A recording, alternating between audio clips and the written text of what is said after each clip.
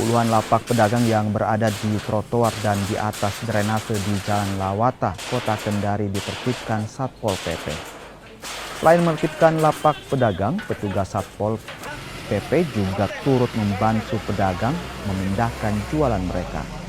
Para pedagang hanya bisa pasrah melihat lapak mereka dibongkar. Sebelum ditertibkan, para pedagang telah diberikan teguran namun tak diindahkan. Pengawasan juga terus dilakukan Satuan Polisi Pamong Praja bagi para pedagang yang masih kedapatan menjual di area yang bukan peruntukannya.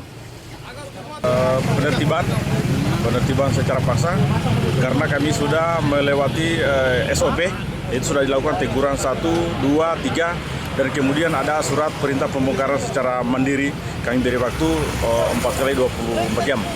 Jadi hari ini kami telah sesuai rencana kami rapatkan kemarin pihak Forkompida Kota. Alhamdulillah hari ini kita laksanakan penertiban secara paksa.